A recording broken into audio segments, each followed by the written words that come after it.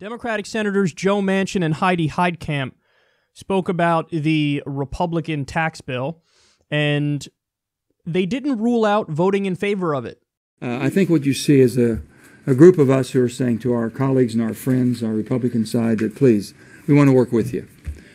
We've come here, we're serious about sitting down in a bipartisan way, working through a tax bill that helps all America. And not just 3 of us here, there's 12, 14, 16 of us. And what we've asked for is we reached out and we said that we're willing to work and sit down. When people say it can't happen, I want to point you all to the recently announced bipartisan amendment to the Dodd-Frank Act or law that actually achieves a result for community bankers and regional bankers to create more competition. 10 Democratic sponsors. This can happen. And it can be better for the process. And so this is our opportunity, I think, here in the last days of this debate to say, let's work together.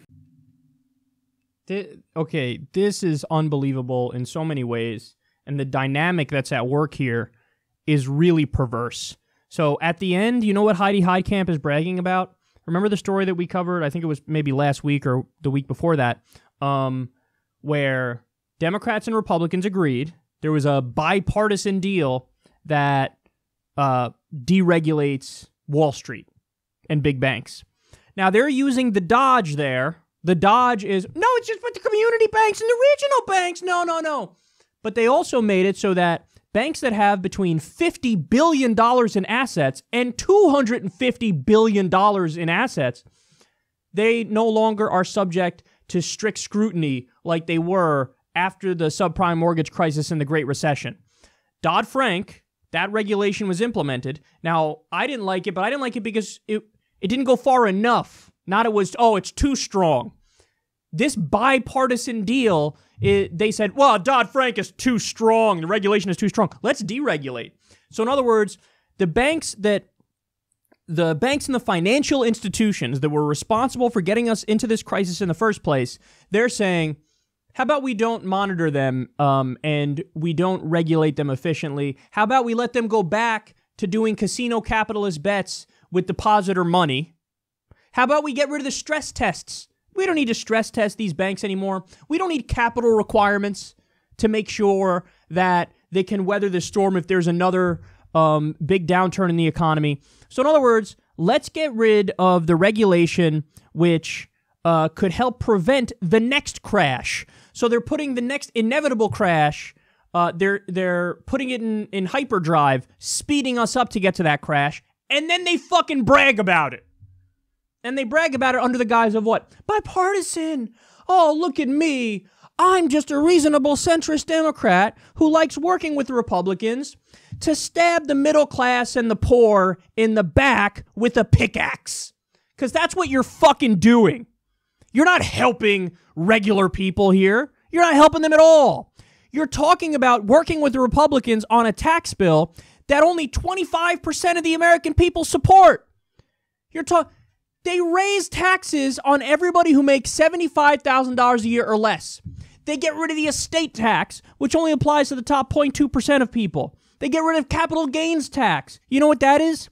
When Mitt Romney sits on his Mormon ass in Utah all day, and his money makes money in the stock market because of his investments, and he makes $12 million a year, they want to get rid of his tax rate, which is already lower than your income tax rate. So you work for a living, and you have to pay maybe 20, 25%, depending on how much money you make. Mitt Romney makes $12 million sitting on his ass, and he's paying 15%, 18%, and now they say, let's get rid of all the taxes on Romney. So look at this garbage. As they bias the entire system, rig it in favor of the rich, against the interests of the middle class and the poor, they brag that it's bipartisan in nature. I don't give a fuck if it's bipartisan in nature. If it's fucking over the middle class and the poor, then it's bad. And instead of having Democrats who fight for the working class unapologetically, who say, we're not going to let this happen, we have Democrats like this who want to brag to you about fucking you over. Yeah, I'll work with the Republicans, even though they want to get rid of the estate tax, which only applies to the 0.2% of richest families with over $5 million of net worth. Yeah, let's work with them on eliminating the estate tax. Let's work with them on eliminating capital gains. Let's work with them on raising taxes on people who make $75,000 a year or less. And I'm going to fucking brag about it. You don't get it. I mean, these guys think I have to be bipartisan because I'm from a red state and they elected me, a Democrat. So now I have to be kind of right-wing in order to get reelected. Nothing could be further from the truth. Look at Bernie Sanders. He went to West Virginia and did a town hall with Trump supporters, Trump voters. And he made a case for Medicare for all and free college and a living wage, and they gave him a fucking standing ovation. You know how you appeal to people? By actually saying, I care about your interests. I care about making your life better. I care about looking out for you. I care about representing you. These guys do the opposite, and then they think that makes it more likely that they're going to get elected. Joe Manchin is a dead man walking. He's either going to be replaced by a Republican or he's going to be replaced by Paula Jean Swearengin, the Justice Democrat primary opponent who's for Medicare for all and free college and a living wage and fighting for the people. For a new deal to bring the jobs of the future to West Virginia, not the dirty coal jobs which pollute the waterways and poison their children. So I'm just so sick of this dynamic, this idea, and corporate media loves this kind of shit. They salivate over this. Oh, bipartisanship, Democrats and Republicans are working together, and we're going to say that's inherently a good thing. What if it's not? What if the overwhelming majority of the time, when Democrats and Republicans work together, it's to screw you? Because that's what it is. That's what it's always been. The more the two parties work together, the only things they agree on, let's look out for our corporate donors. That's what they agree on.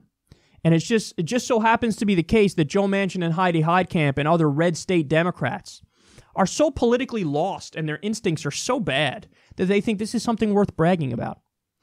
Well, I got news for you. When only, 15% of the American people like Congress? They're not too fond of politicians now, aren't they? So maybe it's a bad strategy to say, I'm just like the other politicians and I can't wait to work with them and do whatever they want. People don't like you and they don't like that. So it's time for you to step the fuck aside. With Democrats like this, who needs Republicans? Who needs Republicans? Yeah, we're going to work with them on this. This is like, with the healthcare situation. We're going to work with them on, on getting rid of Obamacare. We're going to maybe 17% of people, according to one poll, liked Trump care. 12% according to another poll.